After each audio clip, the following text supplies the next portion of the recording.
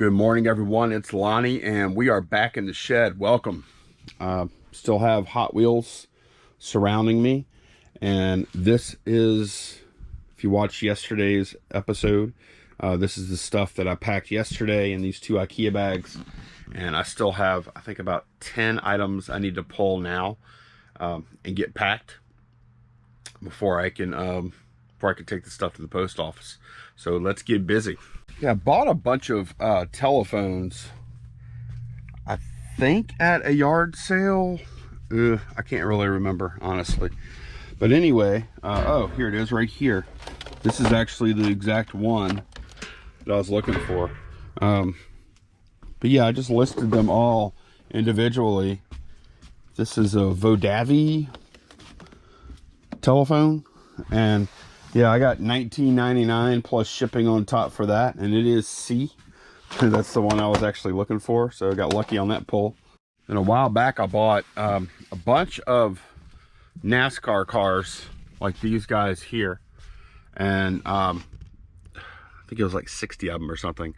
And these are the last 4 I have in stock, and they did sell. So I am completely out. I gotta be careful I don't drop these. I am completely out of NASCAR business now. Well, these things anyways. From that buy, I got $18.99 plus shipping on top for these 4 cars. Michael bought 2 Funko Pops from the Pop B shelf. Oh, and I did list last night. I put these up at auction. These Evan Longoria game used signed cleats. So be interesting to see how those do. Anyways, from the movie Aquaman, I sold these 2 pops to Michael. So Michael, thank you very much. $7.99 plus shipping on top for those. So I hope you enjoy. A couple more Stamp It Up stamps going out. Wonderful right here, and Gnome Sweet Gnome right here. I don't know exactly what the breakdown was on those prices, but I do know that the total for both was like $19.99 or $19.98 for the 2 stamps plus shipping on top, of course. I'll pull one more before I do some packing. We're going to mid B shelf down here. It's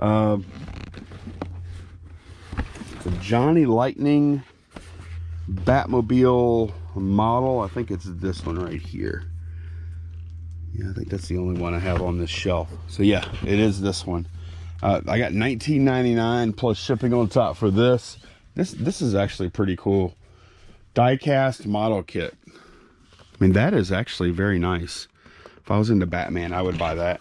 So yeah, $19.99 for that, but that same buyer also bought something else too. Okay, same buyer bought off the Molly shelf this Batman figure case. Is that from the like 1988 movie, 89 movie, whatever? Yeah, it is. Look, I think that Jack Nicholson is the Joker there. So yeah, $19.99 for that. Next up, Patty bought one of these guys. One of these 2. I think it's probably the top one, but I'm not positive. You know what? I need a minute.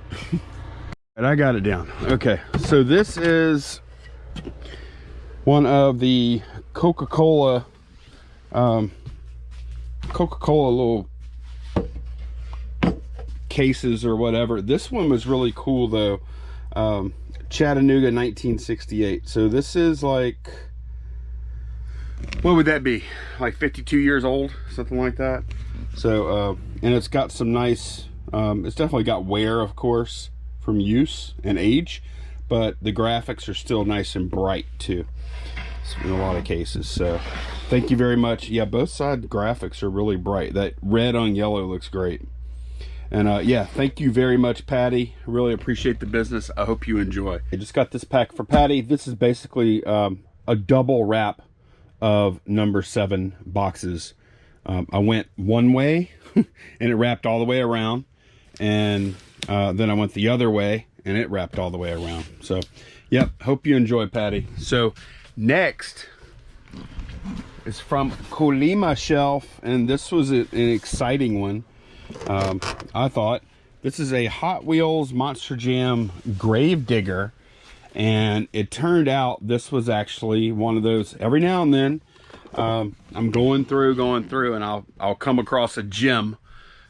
This is from the last buy that I made for my guy, and every now and then there's just like a gem sitting there.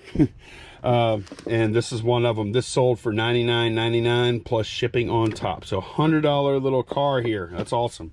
Alrighty, next up is, this is a viewer sale for Travis, and he says this is a weird item to buy. So if you're looking for weird, I guess you were successful.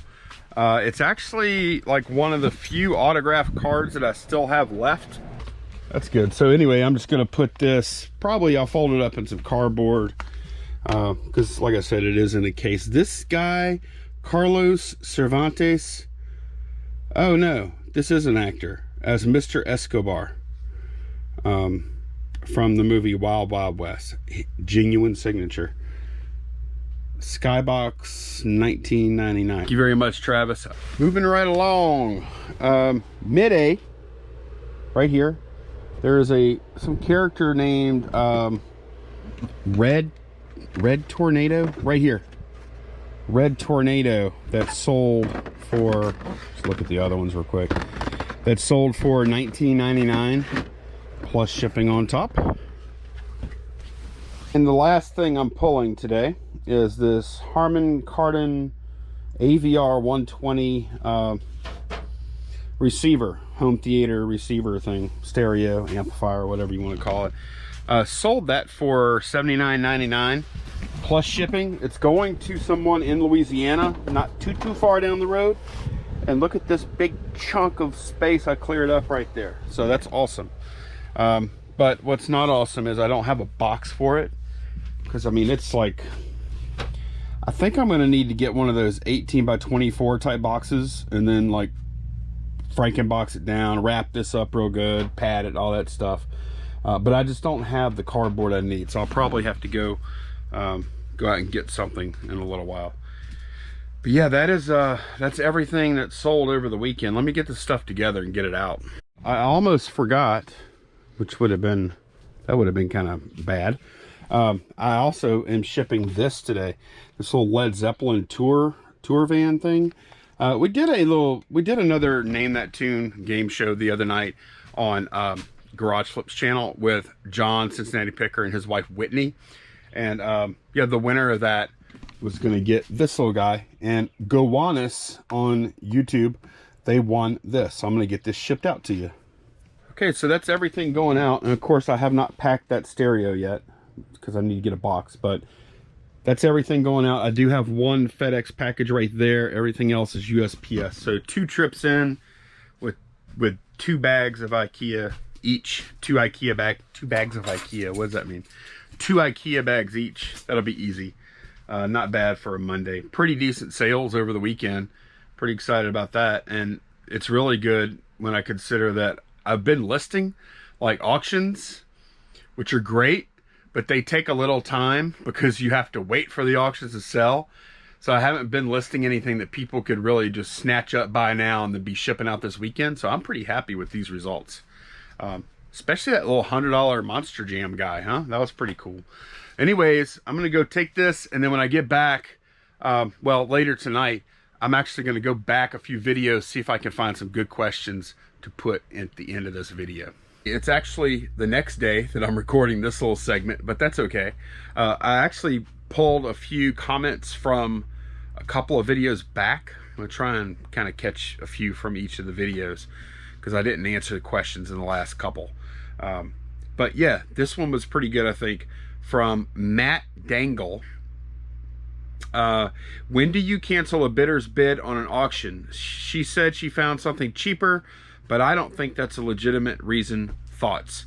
Okay, so a bidder, like if you're talking about an auction, people can actually cancel their own bids on auctions. So I'll answer it from the aspect of canceling an order that somebody has already like bought, agreed to pay for, or even bought and paid for.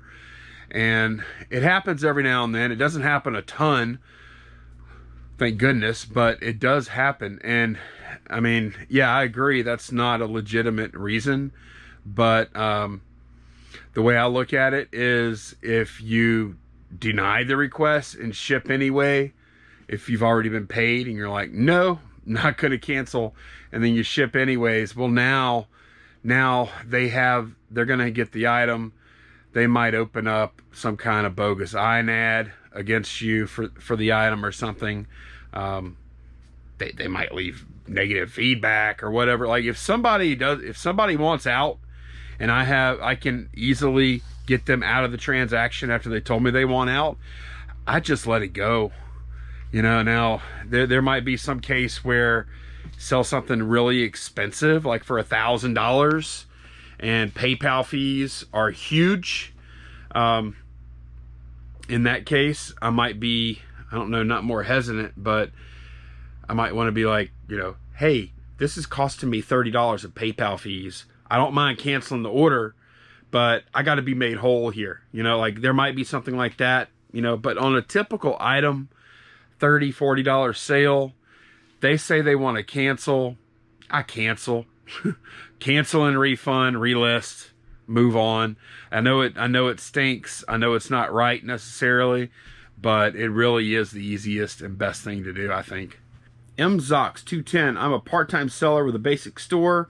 I only sold 4 items in March, and they charged me $81 in fees because they said I use FedEx for shipping. Don't they pull money out of my PayPal balance?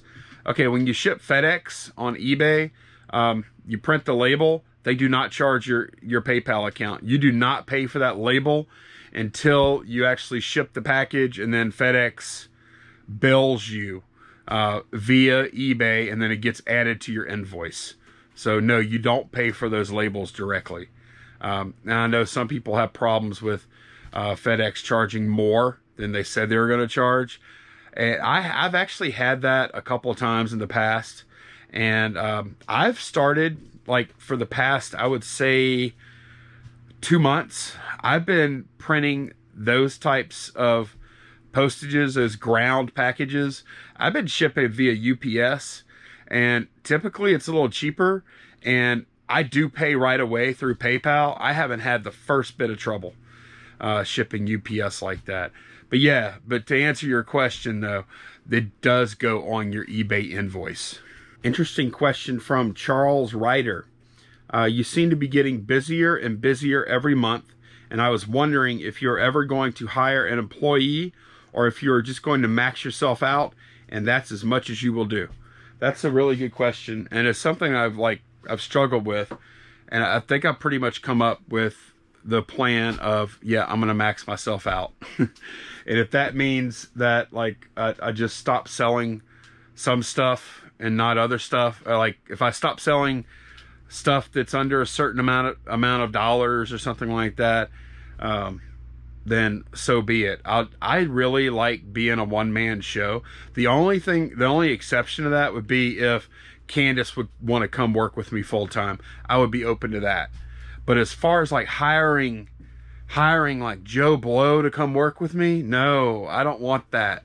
That sounds like a lot of hassle. Sounds like a lot of headaches, potential theft. Maybe not. Like it might work out, but yeah, no, I don't think so. I'm pretty happy with what I'm doing right now. I think I could do it a little better in a lot of areas. But yeah, I think I can just get a little more efficient. I don't have any plans of like you hear about people talking about scaling up and growing a big business. I don't need that. Like, I'm pretty happy with what I have right now as far as online sales, the YouTube stuff I'm doing. I'm happy. So I know we always think it's like when you're at a job, you want to get the next promotion, you want to get more. I'm pretty satisfied, to be honest. I do want more, I guess, but I'm willing to take it in incremental steps, as opposed to like, I'm not trying to grow anything real big. I kind of like working alone, to be honest. Last one from Evil Doctor. Have you ever thought about doing a mystery box, maybe with product you're having trouble moving? So you can't, I think most people know you can't sell mystery boxes on eBay. You have to tell people what they're getting. But I could sell a mystery box like on Big Cartel, my own website, or there's probably some other sites you could do it on. I don't think I would want to do a mystery box though, because I don't want people to end up being disappointed, feel like they got ripped off, didn't get what they paid for, kind of thing. So I wouldn't do a mystery box per se, but what I have done in the past is I'll take a lot of little stuff that I don't want to list, and I'll just spread it out on the bench, and you know, maybe it's like action figures and little doodads and, you know, things like that. And I'll spread it out, take pictures, and I'll call it like a nerd junk drawer lot. And it'll all just go in one lot. And, you know, a lot of times I'll run an auction on something like that. And that's a good way. That's actually a very good way to move a lot of product that you might not want to list individually. I've done that quite a few times, and it's been pretty successful. But mystery box, no, because I don't want to disappoint someone and have them get mad. But junk drawer lot, yes. I could probably stand, I'm looking over there because I'm thinking of things that I could do that with. I could probably stand to do something like that a little more often to clear out some product. So yeah, good question. But that's going to be it for today. Thank y'all very much for watching. I will see y'all again soon. Take care, guys. Bye-bye.